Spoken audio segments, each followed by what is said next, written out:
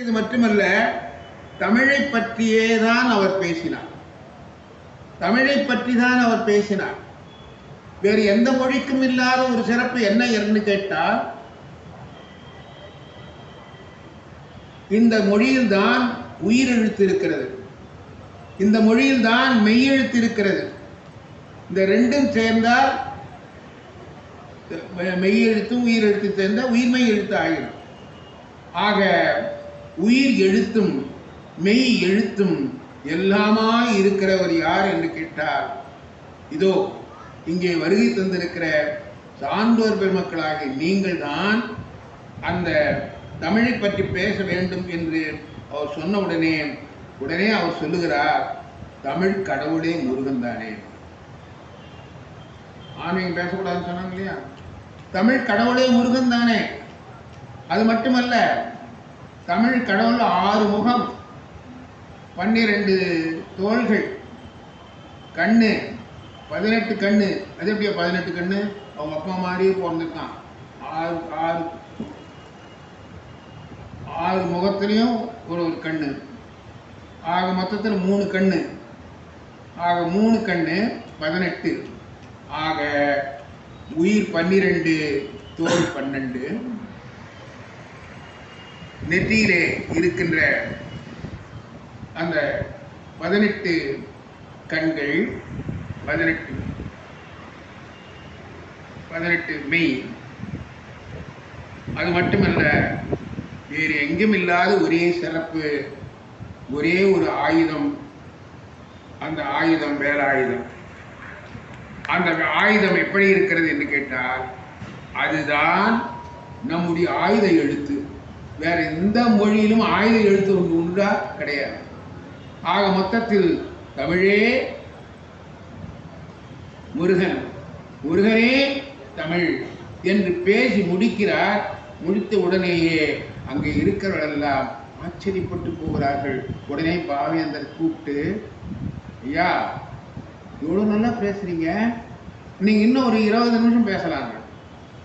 கவனிங்க, 10 நிமிஷம் தான் பேசணும்னு சொன்னவரை மேற்கொண்டு 20 நிமிஷம் மட்டுமல்ல, அதற்கு மேற்கொண்டு ஒரு 20 நிமிடம் கொடுத்து மிக அற்புதமாக பேச வைத்தார் என்று சொன்னால், தமிழை பற்றி பேசினால் என்ன வரும்? என்ன வரும் என்றால் எல்லாம் வரும், எல்லாம் வரும். அப்படி பேடை படிக்கின்ற போதுதான் நமக்கு நன்றாக தெரிகிறது. நமக்கு பாவேந்தர் பைந்தமிழை சொல்லுகிற போது மட்டுமல்ல, அவர் பாரதியாரும் கூட வேலவனை பற்றி பாடுகிறார்.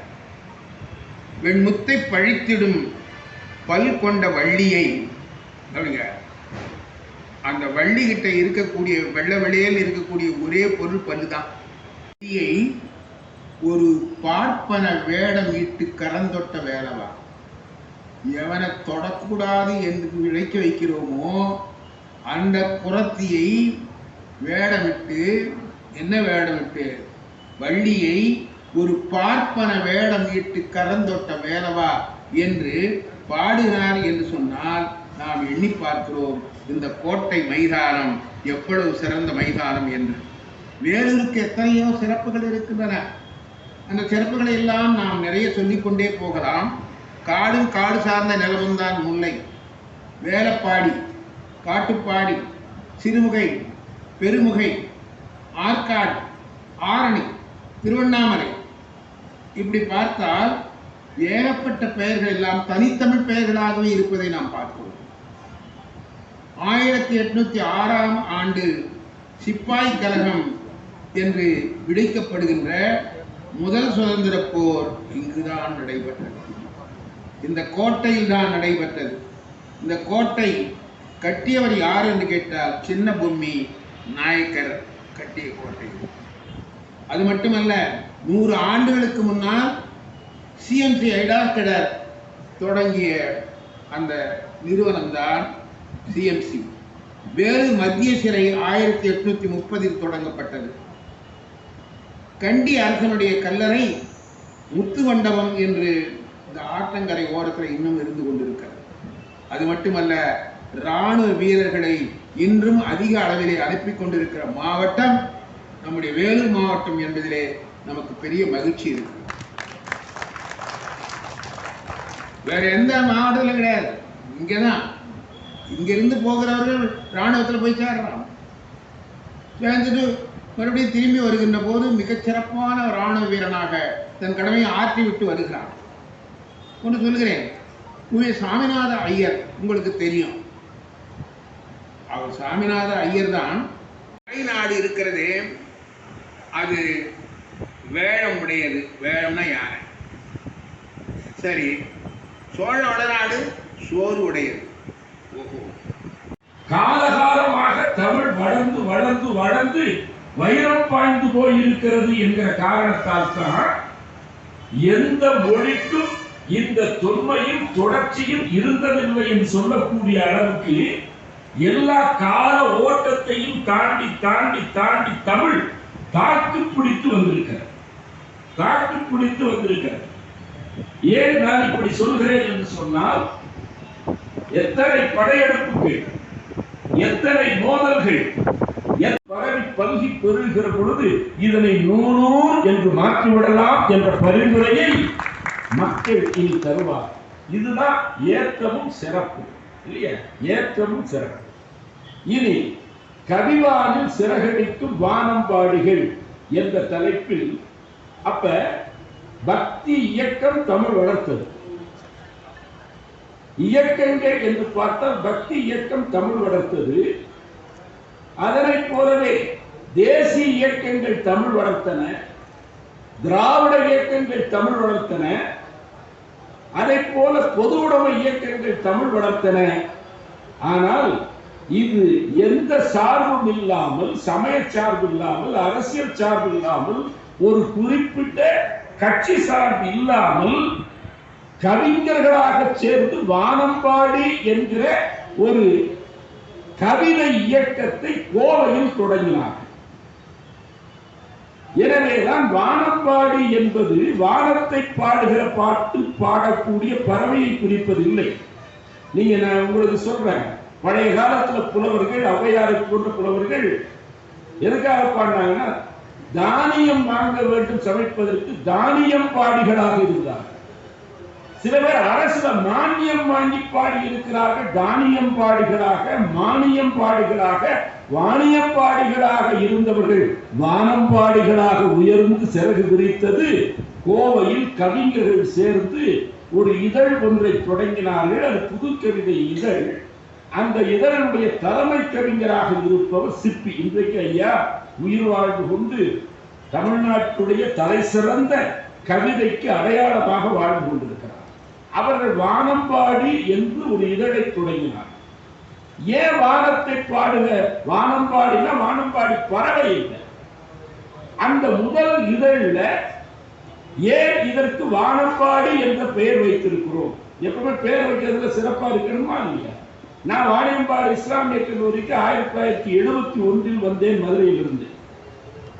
இந்த ஊரை பத்தி தெரியாது, வட தமிழகத்தை பத்தி தெரியாது. தென்கோடி சங்கம் வைத்து தமிழ் வளர்த்த மதுரையில இருந்து புறப்பட்டு வாணியம்பாடி இஸ்லாமிய கல்லூரிக்கு வருகிற பொழுது பேராசிரியர் கவிக்கோ அப்துல் ரஹ்மான் அவர்கள் என்னை வகுப்புல விட்டு போயிட்டார். முதல் நாள் அப்படி மாணவர்களுக்குள்ள ஒரு 150 பேர் ஒரு பொதுக்கூட்டம் மாதிரி உட்கார்ந்துருக்காங்க. நான் அப்ப அனுபவம் குறைவு, 21 வயது தான். அப்ப நான் என்னை அறிமுகம் செய்திருக்க, நான் அப்துல் காதர் மதுரையிலிருந்து வந்திருக்கிறேன், உங்களுடைய தமிழ் பேராசிரியர் சொல்லி என்னை அறிமுகம் செய்திருக்க வேண்டும். நான் என்ன பண்றேன், ஆர்வ குறைவு, அனுபவ குறைவு காரணமாக அங்க உட்கார்ந்து மாணவர்களை பார்த்து, எனது ஆண் மாணவர்கள் படிக்கக்கூடிய கல்லூரி உங்களுக்கு தெரிந்தது, மாணவர்களை பார்த்து கேட்டேன், அப்பா என் பேர் தெரியுமா அப்படின்னு கேட்டேன். நான் அன்னைக்கு தான் போயிருக்கேன் வகுப்புக்கு. இன்னும் வைக்கிற சார்ட்டான், நீங்க வந்து இன்னைக்கு தான் வந்திருக்கீங்க, குறைஞ்சபட்சம் ஒரு 2-3 நாள் தான். ஏன்னா ஆசிரியர்களுக்கு பேர் வைப்பார்களா இல்லையா? எனக்கு ஒரு ஆசிரியர் இருந்தார், இங்க நெஞ்சு வரைக்கும் பேண்ட் போட்டு இங்க பெருத்து போட்டு அவர் நெஞ்சிருக்கும் வரையில பேர் வச்சு. இன்னொரு ஆசிரியர் வகுப்புக்கு உள்ள நுழைகிற பொழுது காலி துப்பிட்டு அவருக்கு துப்பு சுல்தான்னு பேர் வச்சு. இன்னைக்கு ஒரிஜினல் பேர் ஞாபகம் இல்லை. பெயர் வைக்கிற பொழுது வானம்பாடி என்கிற கவிதை இயக்கத்தின் அடையாளமாக இருக்கக்கூடிய அந்த சிற்றுதடை கோவையிலே நம்முடைய கவிஞர் சிற்பி ஐயா தலைமையிலே தொடங்குகிற பொழுது ஏன் வானம்பாடி என்று பெயர் வைத்தல் என்பதற்கு ஒரு காரணம் சொல்றேன்.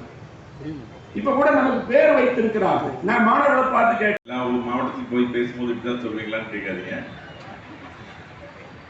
வேலூர் மாவட்டம் என்பது எனக்கு புகுந்த மாவட்டம் என்று சொல்லலாம். புகுந்த மாவட்டம் அப்படின்னா என்ன அப்படின்னா, ஆண்களுக்கு புகுந்த மாவட்டங்கள் வேற, பெண்களுக்கு புகுந்த மாவட்டங்கள் வேற.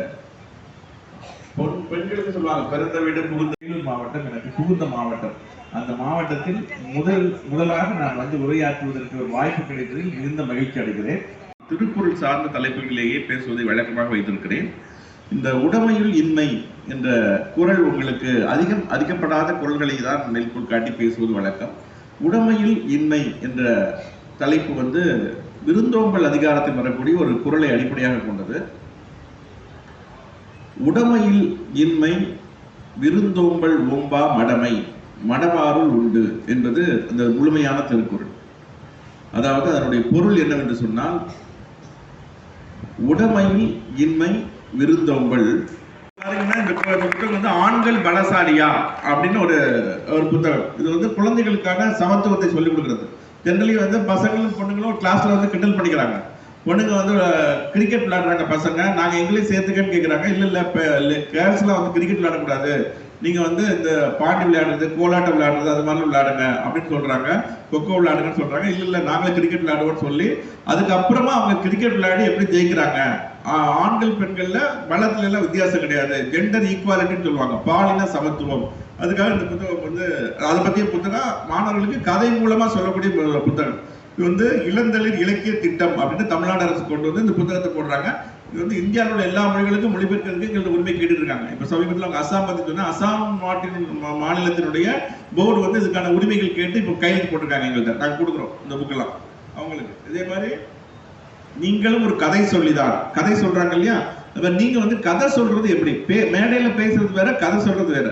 கதை சொல்லும் பொழுது அந்த கதாபாத்திரமாவே மாறி ஒரு பாட்டி கதை சொல்ற மாதிரி சொல்லணும். எப்படி கதை எப்படி சொல்லி கொடுக்கறது, கதை எப்படி வந்து சொல்றது அப்படிங்கறத பத்தி இந்த புத்தகம் சொல்லுது. முதல்ல எப்படி பேச ஆரம்பிச்சாங்க, எப்படி பேசினார்கள் அப்படின்ற புத்தகம். அப்புறம் 5 நிலங்கள், இதெல்லாம் வந்து வயசு 9 முதல் 11 வயதுக்கு குழந்தைகளுக்கான புத்தகங்கள். இப்ப குழந்தைகளுக்கு படிக்கிறதுக்கு புத்தகம் வரதில்லை, தமிழ் படிக்க முடியறதில்லை அப்படின்லாம் எல்லாரும் சொல்றாங்க. இந்த மாதிரி புத்தகங்கள் எல்லாமே நாங்க வந்து பாடல் கழகத்தில் போடுறோம். இது எல்லாமே இங்க கிடைக்குது.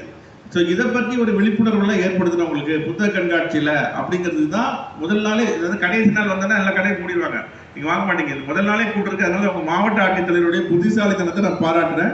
முதல் நாளே வந்து பாடல் கழகத்திலேருந்து கூப்பிட்டு பேச வச்சிருக்காங்க. வழக்கமா 5 நாள் கழிச்சு எல்லாம் கழிச்சு தான் பேசுவோம். முதல் நாளே பேச வச்சிருக்காங்க. ஸோ இதெல்லாம் உங்க புத்தக கடை இதில் கிடைக்கும், பாடல் கழக ஸ்டாலில் நீங்க வாங்கலாம். அது மாதிரி விண்வெளி ஓடத்தை காப்பாற்றிய லீலா, விண்வெளி ஓடத்தை காப்பாற்றிய பசங்கள்லாம் நிறைய சின்ன பசங்க நிறைய பேர் இருக்காங்க. விண்வெளி ஓடத்தை ஒரு லீலாங்கிற பெண் வந்து எப்படி காப்பாற்றுறா அப்படிங்கிறத பத்தி கதை. இது இந்த கதையை வந்து லீலா எப்படி காப்பாற்றான்னு படிச்சீங்கன்னா, நாளைக்கு வந்து நம்ம ஒரு விஞ்ஞானி ஆகணும், நம்ம வந்து சுனிதா வில்லியம்ஸ் மாதிரி ஒரு பெரிய விண்வெளி வீராங்கனை ஆகணும் அப்படிங்கிற எண்ணம் வரும். அதுக்கான விஜயங்கள் எல்லாம் இந்த புத்தக திருவிழா மூலமே நம்ம தூரும். அதான் வந்து ரொம்ப முக்கியமானது. இது தாத்தாவுக்கு தாத்தா. கரப்பாம்பூச்சி தான் உலகத்திலே பழமையான உயிரினம். கரப்பாம்பூச்சி இருக்கு இல்லையா, அது வந்து எல்லாம் தோன்றுவதற்கு முன்னாலே தோன்றின பழமையான உயிரினம். அதனால அது வந்து தாத்தாவுக்கு தாத்தான்னு சொல்லி அதை பத்தி ஒருத்தர் விளக்குறாரு. அதை வந்து ஒரு கதையாக சொல்லியிருக்காங்க. அப்புறம் நல்லவரா கெட்டவரா, அது வந்து யூடியூப்பு மொபைல் பார்க்கறது அதெல்லாம் வந்து நமக்கு நல்லதா கெட்டதா அப்படிங்கறத வந்து நல்லவரா கெட்டவரா அப்படிங்கிறது இந்த மாதிரி ஒரு 138 புத்தகங்கள் நம்ம போடுறோம். இப்போ உலக இலக்கியங்கள் எல்லாம் சிறப்பு செய்யுமாறு விரும்பி வேண்டி கேட்டுக்கொள்கிறோம். இந்த நிகழ்வில் நம்முடைய மாவட்ட ஊடக அலுவலர் அவர்கள் இணையுமாறு அங்கு பாராட்டி கேட்டுக்கொள்கிறோம். மீண்டும் ஒரு முறையாக இங்கே உற்சாகத்தோடு அமர்ந்திருக்கும் அத்தனை பேருக்கும் எங்களுடைய நன்றி. வேலூர்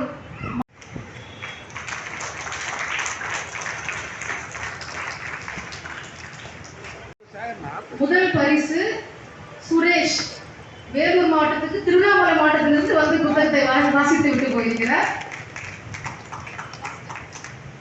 திருவண்ணாமலை மாவட்டம். இரண்டாவது பரிசு பிரக்னா தொரப்பாடி, இங்கே நம்ம கூட தொரப்பாடியில் இருந்து வந்திருக்கக்கூடிய பிரக்னா இரண்டாவது பரிசு. மூன்றாவது பரிசு நித்யா கழுஞ்சூரை சேர்ந்தவர். 3 அதிர்ஷ்டசாலி